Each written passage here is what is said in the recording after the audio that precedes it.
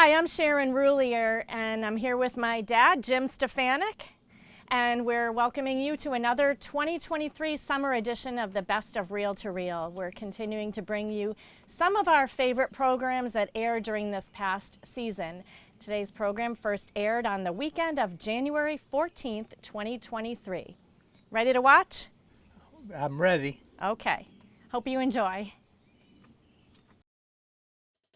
Coming up on this edition of Reel to Reel.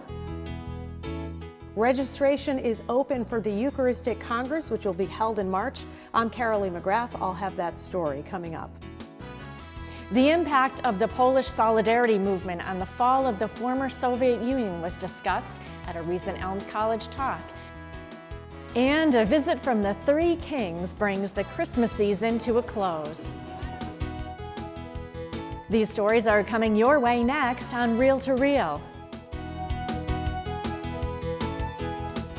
Hello and welcome to Reel to Reel. In a little less than 2 months, the Eucharistic Congress will be held at the Mass Mutual Center in Springfield. The day includes inspiring talks, adoration, a children's program, and Mass with Springfield Bishop William Byrne. Registration is now open.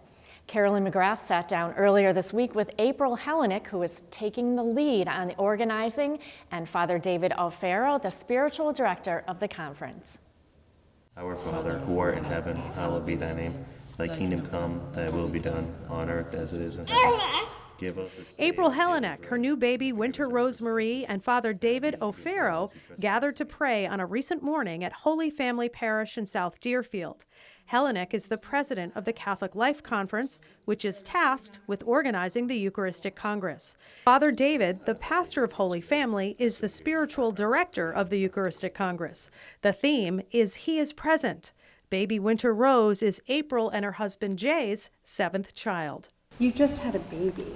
Why did you take this on? Because God has given me the baby. You know, God gives us all things, and He, as cliche as this sounds, He gave us the gift of the Eucharist, and it is that baby is only here because of my conversion to the Eucharist. I was a cradle Catholic, and it was the Eucharist, the understanding that God is truly present in something so simple is the reason that I am here today. The Eucharistic Congress has nationally known Catholic speakers lined up, including Edward Sri, a Catholic author who often appears on EWTN and is the founding leader of Fellowship of Catholic University Students, or FOCUS. Patricia Sandoval will present in English and Spanish. The international pro-life and chastity speaker will share her story of past abortions, her work at Planned Parenthood, substance abuse, and her conversion. The Eucharistic Congress is a great opportunity for anybody, but especially for those who are questioning their faith. The scientific evidence behind the Eucharistic miracles that will be presented is enough to even make the doubting Thomas reconsider. All of them are really exciting. For me, because of my journey when it comes to the Eucharist, Dr. Peralata is flying in from Guatemala, and he's doing a PowerPoint presentation of the Eucharistic miracle that he was involved with in Tixla, Mexico. The Eucharistic Congress will feature displays of Blessed Carlo Acutis, who built a website documenting Eucharistic miracles. The teenage tech genius had a love for the Eucharist. He died of leukemia at the age of 15 in 2006. He is the patron of the Congress. We want people to sign up as soon as they can. Sign up, come for the day, and just be inspired by the faith of those around you and for those speakers. There's something for everyone in this conference, especially in terms of approaching our faith from a reasonable approach, from understanding the Eucharist, understanding miracles from a scientific approach, and then also helping that ignite our faith as well. In addition to the speakers, there's a children's program, adoration, and a Eucharistic procession before Mass with Bishop Byrne. Zelly will also be present. To gather us around the Eucharist, to celebrate the great gift of Christ truly present.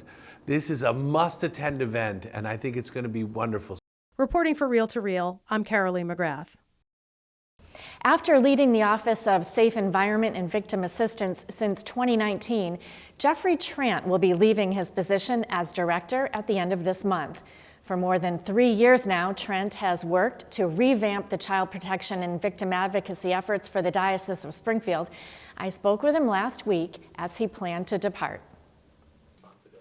Since June of 2019, Jeffrey Trent has served as the director of the Office of Safe Environment and Victim Assistance of the Diocese of Springfield.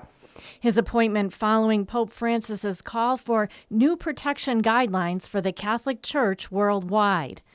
Among his early goals, to revamp the investigative services for the diocese. Doing our work in the public square has been a priority.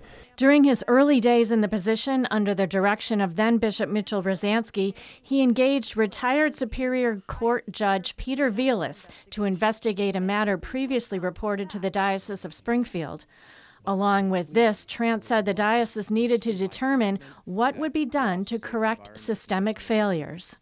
It's one thing to identify a problem, it's another thing to correct, right, and to systemically restructure kind of the organization to help ensure that those issues won't persist. In an effort to keep with the principle of transparency, an independent task force was appointed. And that task force spent more than a year out researching and studying, kind of how the diocese had responded to the clergy sexual abuse crisis in the past, looked at its practices, looked at the existing policies and procedures, and ultimately engaged in a much more robust strategic planning process than we had ever been involved in the past. Trent said partnering with independent organizations like Northampton-based Stop It Now helped to identify objectives to improve the diocese's response. He says the diocese is well underway in the restructuring process, along with strengthening its relationships with law enforcement. Again, the sexual abuse of a child is a crime, irrespective of when it happened, and that it's the Church's responsibility to make sure that those crimes are being reported to law enforcement. Trent says that following the strategic plans and strengthening the relationship with law enforcement will be the key going forward. Ultimately, the focus is how do we help listen and understand what would be meaningful and restorative to the individual, and how can we use the resources and tools that the diocese has to help support healing. A national search is underway to fill Trent's position. We all wish Jeffrey Trent well in his new position as Executive Director of the Children's Advocacy Center of Franklin County and North Quabbin. And still to come on Reel to Reel, Steve Kiltonic brings us the story of the Polish Solidarity Movement and its impact on the collapse of the former Soviet Union. And the Christmas season comes to a close with a visit from the Three Wise Men. It's all still ahead on this edition of Reel to Reel.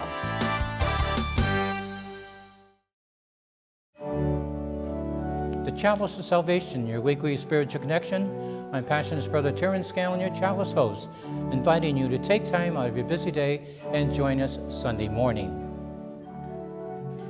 We welcome our Mass Presider, Father Francis Riley, pastor of St. Jerome's Parish in Holyoke, as together we celebrate the Feast of the Transfiguration. The Chalice of Salvation, Sunday mornings at 10 a.m. on 22 News WWLP. In celebration of the 100th anniversary of St. Francis of Assisi Parish in Belchertown, a very special concert is scheduled for Sunday, August 13th. Dan Kane and Friends will be performing at St. Francis of Assisi Parish from 5 to 6:30 p.m. The church is located at 24 Jabish Street, and the concert is free and open to the public. All right, Dad. Well, we're into August now, and the summer's going by really fast. So, what do you like to do in the summer that you can't do in the winter? Well, take a walk behind in a field there and see the different flowers and tracks in the sand and Birds tweeting. Now I got my hearing aids; I can hear birds. Oh, good. Yeah, that's good to know. And then trying to describe the different flowers to you, but you have got that smartphone that describes the flower and what that flower does. Yeah, the app, you can point it at the flower and it'll tell you what it is. Yeah, that's I good. just had to, when I started studying about nature, I just had to wait until the next day and then look it up in a dictionary. Yeah. Well, so you like your nature, and that's important for people to actually listen, stop and listen and reflect. I remember the biology teacher said, your environment. What's around you? People don't know what's around them. They have to get out and search. Mm-hmm. Reflect and search and enjoy the hot summer days. Yeah. Want some more lemonade? No, I got enough. Okay, I'm going to take some more then. All right, well, let's watch the rest of the show, okay? Okay, up for that. Okay. 2022 brought a new leader for Thomas Aquinas College right up Route 91 in Northfield. A new president at the helm who is also a graduate of the school. The Catholic College opened its first campus in Southern California more than 50 years ago, and the Northfield campus in 2019. Carolyn McGrath sat down with Dr. Paul O'Reilly to learn more about the college's mission and opportunities for young adults. So I'm joined by Dr. Paul O'Reilly, who is the president of Thomas Aquinas College here in Northfield. Congratulations. I know that this is a new title for you. Thank you very much. So tell me a little bit about your role, and you were newly installed as president this year, correct? Yes, so at the graduation, we had our first graduation here on the Northfield campus, and I took the oath of office, became the president of the college. We have one college and two campuses. So we have an East Coast campus here and the West Coast campus in Southern California. O'Reilly is the first graduate of Thomas Aquinas College to become president. He travels from California to Massachusetts frequently, overseeing both Catholic college campuses. Last fall, Bishop William Byrne joined Los Angeles Archbishop Jose Gomez on the Santa Paula, California campus of Thomas Aquinas for O'Reilly's inauguration as the college's fifth president. The Northfield campus opened in August of 2019 on property which had been owned by the Northfield Mount Hermon Prep School. The California campus opened in 1971. Tell me a little bit about the history of Thomas Aquinas College. I know it started in California and relatively newer here in Western Massachusetts. Yes, so we're 50 years old. We started, as you said, in Southern California. We're lay run, so it's not an order that runs us. We're not Benedictine or Dominican, nor are we officially attached to the diocese, though we are Catholic, and as Catholic we have to have the approval of the diocese. But laymen run the college. They also follow the Great Books program with an emphasis on philosophy, theology, and math. So we read the great books, that is the works in philosophy of Aristotle and St. Thomas. In natural science, we'll read everyone from, say, Galileo and Newton, earlier scientists and later ones. In theology, we read the Bible cover to cover freshman year, and St. Augustine, St. Thomas Aquinas, and others. So we don't have textbooks. We read what's called the great books. And we have no electives, no majors, no minors. It's one program. We have a good number of lawyers, but we also have doctors, businessmen, entrepreneurs, whatever. Though 30% of our students go on to teach in some way or another, either at the high school level, college level. 80 of our alums now in the priesthood, both in diocese and in religious orders, and a number of religious men and women too. Faith has been central in O'Reilly's life, and he's had his share of heartache. I was born in Ireland, one of 8 children. My father and mother separated before we left Belfast. So Belfast is a tough town for Catholics. I had 2 uncles who were murdered, and my mother decided it was time to move the family out of Ireland, and we moved to Canada. And unfortunately, she was killed in a car accident 8 months after we moved. So all 8 of us were left orphaned, and my uncle and aunt adopted all 8 of us because they didn't want us to be separated. And so then we became a family of 12. O'Reilly met his wife when they were both students on the West Coast campus. The couple also has 12 children. They're all wonderful kids because their mother is so good. And a number of them have gone to Thomas Aquinas College. I have currently my daughter Rosalie is a junior there on the California campus. And I've had 6 others who are alums of the college. O'Reilly says the college is deliberately small, with just under 400 on the West Coast and around 175 in Northfield, with room to grow. I'm standing inside our Mother of Perpetual Help Chapel, which was renovated when Thomas Aquinas College moved to the Northfield campus. They have 3 masses a day here. There's adoration every day at 5:45 and a student-led rosary each evening at 9:15. This is a difficult time in some ways to be a believer and to be convicted of your own principles and try to live them in the society. But on the other hand, God calls us at this time. God started off with 12 apostles. So he started off small. And I think that there's going to be I'm hoping at least a renewal. We need it desperately. We have our motto here, taken from the prayers, to renew the face of the earth. That's what God calls us to do. And so from Massachusetts to California, Thomas Aquinas College students are doing their part to live out the gospel and spread that message from coast to coast. Reporting for Reel to Reel in Northfield, I'm Carolee McGrath. To learn more about Thomas Aquinas College, we have a link for you at iobserve.org. The former Soviet Union collapsed in 1991, but the impetus for the seismic event actually had roots in Poland more than a decade earlier with Solidarity, a Polish trade union. Elms College in Chicopee recently held a discussion on the impact of the Solidarity movement. Steve Kiltonic reports.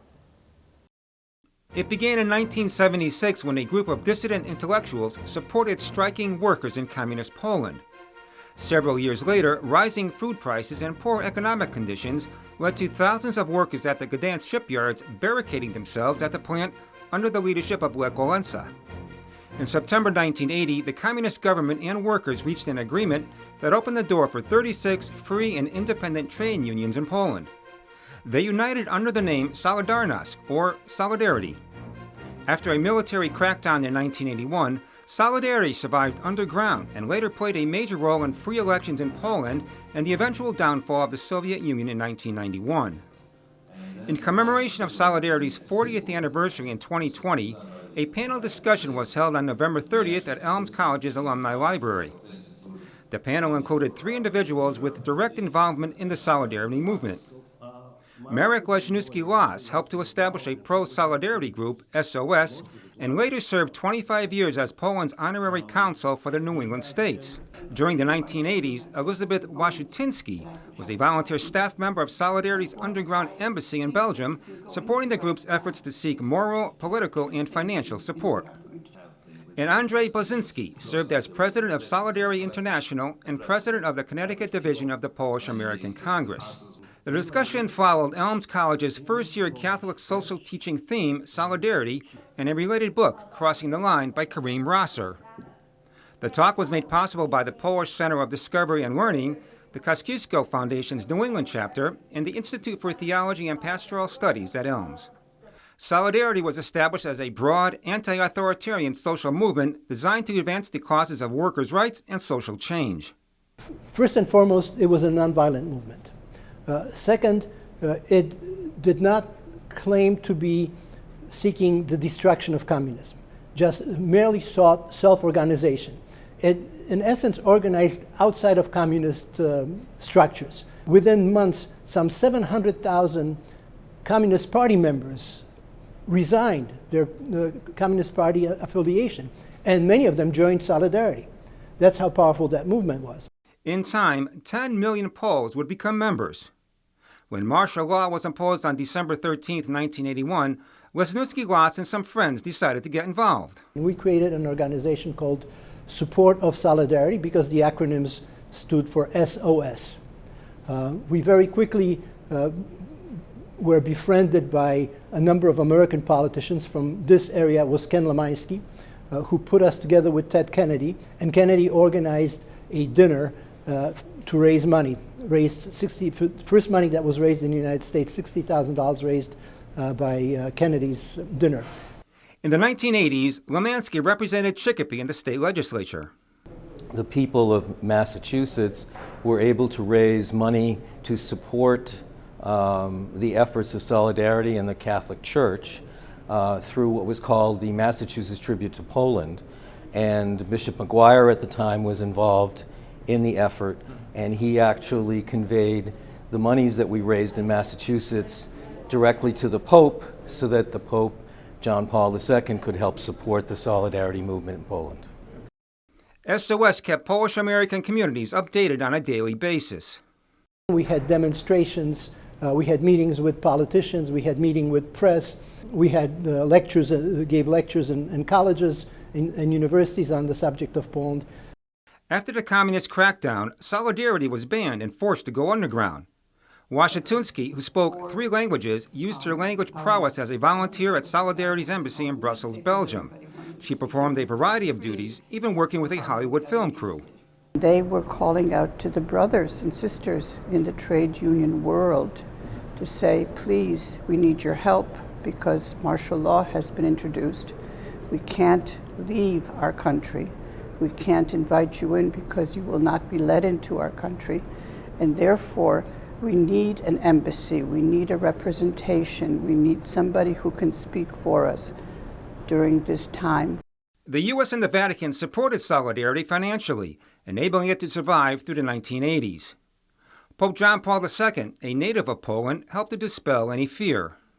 For me, as a practicing Catholic, I think that the most important element of what I sense Karol Wojtyła, the Pope, brought to Poland in his visits was hope.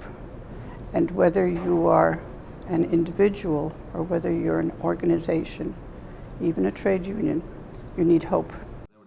As the former president of Solidarity International, Blazinski brought together many spontaneous solidarity organizations that were formed after martial law was enacted. There was some mistrust and not much communication. My major contribution is to start the process of these organizations talking to each other and cooperating, collaborating. So that was, I think, significantly helpful because indeed it multiplied the effectiveness of each of the organizations that were part of it. One of the things that my organization did in Connecticut was to send parcels to the people who were interned, the people who were imprisoned. The church served as a distribution center. There were parishes that knew who needed help, particularly in terms of the folks that were imprisoned. Okay, so a lot of aid went through those parishes. Ultimately, the Soviet Union was unwilling to use force against Poland, and Solidarity became the only alternative for Poles. A publicity photo depicting actor Gary Cooper was transformed into a campaign poster urging Poles to end communist control. In August 1989, the Communist Party was soundly rejected, losing 99 of 100 seats in the Polish Senate. Within weeks, literally, Czechoslovakia, Hungary, Romania all fell, East Germany all fell, the Berlin Wall physically, literally fell. All these communist regimes collapsed. When Lech Walesa became prime minister in 1990, communism ended in Poland. Solidarity's lasting legacy remains its role in bringing democracy to Poland and forcing the once invincible Soviet Union to collapse like a house of cards. For Real to Real, I'm Steve Kiltonick. And hearing from the personal experiences of those involved in the Solidarity movement gave first-year ELMS students and attendees a chance to see Solidarity in action and witness contemporary events from a global perspective. Finally, today, the Christmas season came to a close last week with the celebration of the Feast of the Epiphany, the day marking the visit of the 3 wise men to the infant Jesus. A special celebration was held at St. Mary's Parish in Westfield, involving music, food, and a visit from the 3 kings. Kathy Harrington reports. On this 12th day of Christmas, 3 kings led the entrance procession for the Vigil Mass at St. Mary Church in Westfield. Balthasar, Gaspar, and Melchior carried gifts for the baby Jesus. The three young men laid the gold, frankincense, and myrrh at the Nativity before the altar. The celebration of Three Kings Day is one dear to the hearts of the Spanish-speaking community. Well, we learn about it in church. We always read stories every year. They always come up for the birth of Jesus. We always hear about it. Alex Candelario recalls the celebrations of his childhood when boxes of grass and hay were left under the children's bed and replaced with toys on Three Kings Day. Well, we always got like small gifts. Like kids in Puerto Rico, we do it every year over there. We started doing it over here because our Spanish community, we wanted to like push for it so everybody could enjoy it. That's why this Three Kings Day celebration began with a bilingual mass. Behold, the star that they had seen at rising preceded them until it came and stopped over the place where the child was.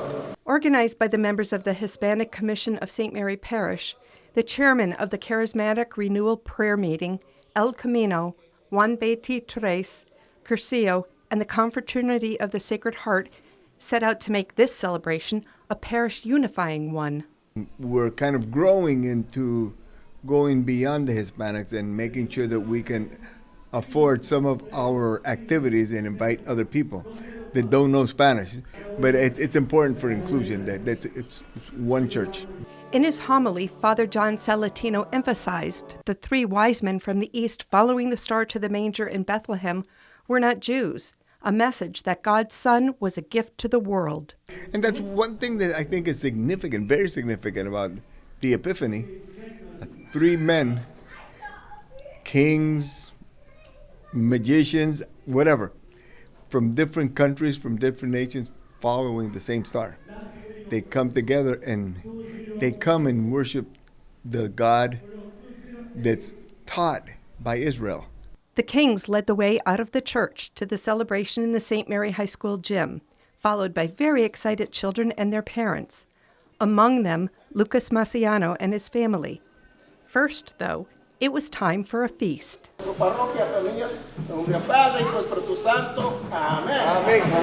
Families lined up to be served turkey, pork, chicken, rice with green pigeon peas, and white rice and beans. Soon the band was singing, "Here they come, the three kings are coming," and the three kings returned to hand out presents to the children. I've been doing this for, I think, 3 years now, and I just enjoy being a part of it every year. That's another special part, too, when the kids get their gifts. The children were called up in groups by age. First up, babies and toddlers. Soon it was Lucas's turn, the 7-year-old excited to receive a remote-control truck. Rachel Connor, Monica Delgado, and Ella Tanzi all received jewelry-making kits. I got some beads. And what are you going to do with them? Big bracelets. First grader Louise came with her Nana. A first-timer at the Three Kings celebration, she proudly showed off her present. It's a little hairdresser kit. My mom's a hairdresser. They totally know. Are you going to be a hairstylist? Actually paleontologist. Deacon Pedro says this night is one to remember. I think this is one of the times that we have the largest amount of non-Hispanics, and I'm really excited about that. It was awesome. It was awesome. For Reel to Reel, in Westfield, I'm Kathy Harrington. And for this week, that's Reel to Reel. Thanks so much for watching, and be sure to follow the latest news of the Catholic Church, both here in the Diocese of Springfield and around the world on our news and information site, iobserve.org. Also, we are on Facebook at Catholic Communications. And we will see everybody right back here next week for another edition. A window, a world without you. Try that one again. Window, Reel to world Reel. without you. No, Reel to Reel. Your window on the world. Around you. Okay. Dub that.